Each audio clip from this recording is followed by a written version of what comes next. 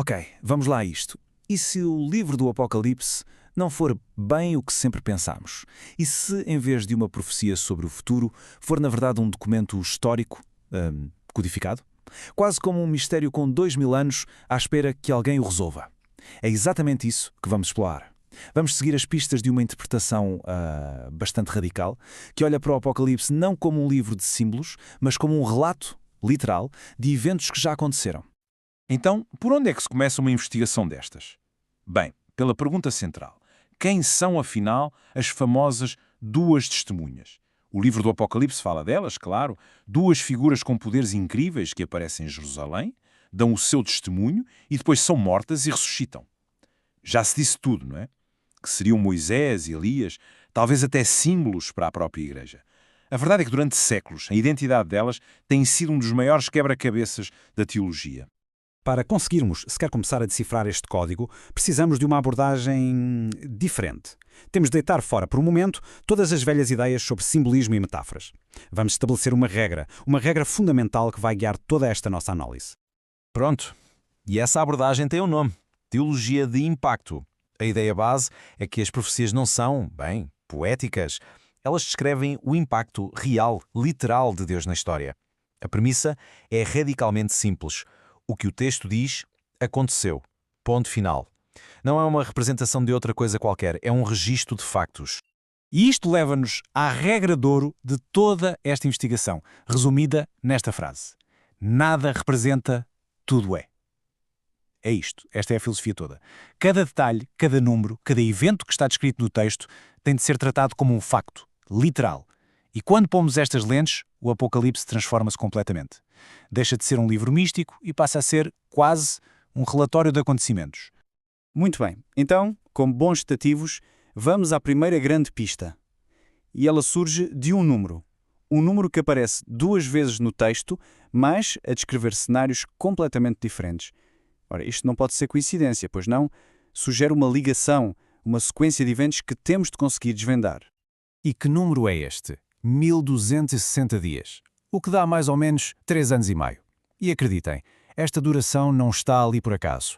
É como uma assinatura temporal. Uma marca que liga duas fases muito distintas da mesma história. E aqui podemos ver os dois cenários, lado a lado. Reparem, em Apocalipse 12, temos uma mulher que foge e é sustentada no deserto durante 1260 dias. É uma fase de proteção, de refúgio. Mas depois, em Apocalipse 11, temos duas testemunhas a profetizar ativamente, com poder, durante exatamente o mesmo período. São como que as duas metades da mesma jornada, a mesma entidade ou entidades em duas fases diferentes da sua missão. E quando pomos as coisas assim, a estrutura da história fica cristalina. A primeira fase é de refúgio, de ocultação, de ser sustentado no deserto. A segunda é de manifestação pública, de poder, em plena praça. Uma coisa leva à outra, é uma progressão lógica. Primeiro, a preservação e só depois o confronto. Ok, então já temos uma linha temporal definida. Primeiro, um período de fuga e proteção. Depois, um período de testemunho público. A grande pergunta agora é: que figuras históricas é que se encaixam neste perfil? Um perfil tão específico com estas duas partes. Bem, de acordo com esta teologia de impacto, só há duas pessoas que se encaixam na perfeição em ambas as fases. E a resposta pode ser surpreendente. Maria e Isabel. Sim, as mães de Jesus e de João Batista. Pensem nisto. Ambas foram ameaçadas diretamente pela dinastia de Herodes. Ambas tiveram um período de refúgio, de ocultação. A fuga para o Egito é o exemplo mais claro. E mais tarde tornaram-se elas próprias figuras públicas. O seu testemunho não era só de palavras. A sua própria existência e a dos seus filhos era a profecia a tornar-se real.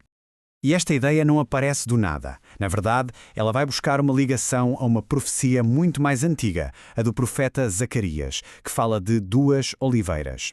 Ora, na simbologia bíblica, as oliveiras são a fonte do azeite e o azeite era o combustível que mantinha a luz do templo acesa.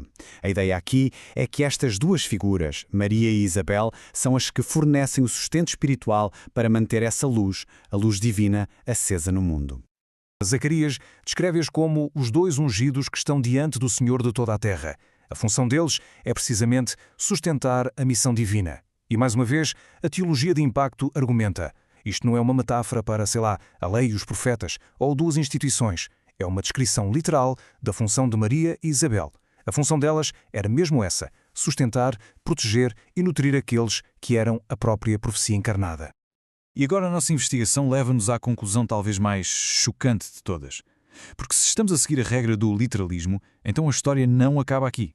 A morte e a ressurreição das duas testemunhas também têm de ter sido eventos históricos, reais, e testemunhados publicamente. Lembram-se daquela profecia que Simeão fez a Maria no templo? E também uma espada traspassará a tua própria alma. Normalmente isto é visto como uma metáfora para a dor dela ao ver o filho na cruz. Mas, dentro desta lógica, a leitura é outra, completamente diferente. Não é um símbolo de dor, é uma previsão literal de uma morte violenta, um fim que a cumpre também a ela como uma testemunha que morre pela sua causa. E o que vemos aqui é basicamente o roteiro do clímax desta história, tirado diretamente de Apocalipse 11. Primeiro, a execução pública na grande cidade. Depois, os corpos expostos durante 3 dias e meio como um troféu para os inimigos. A seguir, o impensável, a ressurreição à vista de todos. E, por fim, a ascensão numa nuvem. Ora, dentro desta interpretação literal, um evento como este, por mais extraordinário que pareça, não é único. Na verdade, ele segue um padrão de transladações divinas que vemos nas Escrituras. A ascensão do próprio Jesus é o maior exemplo, claro. Mas pensem também na libertação miraculosa de Pedro da prisão, ou até na experiência de Paulo.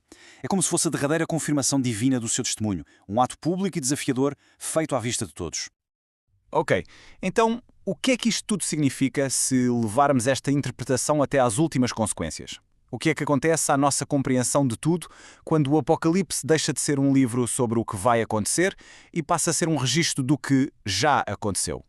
O resultado é que o elenco do Apocalipse muda completamente. As figuras que sempre vimos como alegorias ganham nomes e caras históricas. As duas testemunhas, Maria e Isabel. O grande dragão que as persegue, a dinastia herodiana. A besta do mar, Herodes Arquelau. E a grande cidade onde tudo acontece, Jerusalém. O livro deixa de ser uma alegoria e passa a ser um drama histórico. Portanto, o que a teologia de impacto propõe é uma autêntica mudança de paradigma. O Apocalipse já não é um mapa para o fim dos tempos. Em vez disso, é um memorial. Um registro, talvez codificado para proteção, dos eventos dramáticos que marcaram o início da era cristã, escrito por pessoas que viveram tudo aquilo e que o fizeram sob uma perseguição brutal. Isto deixa-nos não com uma resposta final, mas com uma pergunta para refletir. Se os eventos mais espetaculares do Apocalipse já aconteceram, o que é que isso muda na nossa maneira de olhar para a própria profecia? Será que a função da profecia é apenas prever o futuro distante? Ou será que também serve para preservar a memória daqueles momentos incríveis em que o divino entra derrompante na história humana?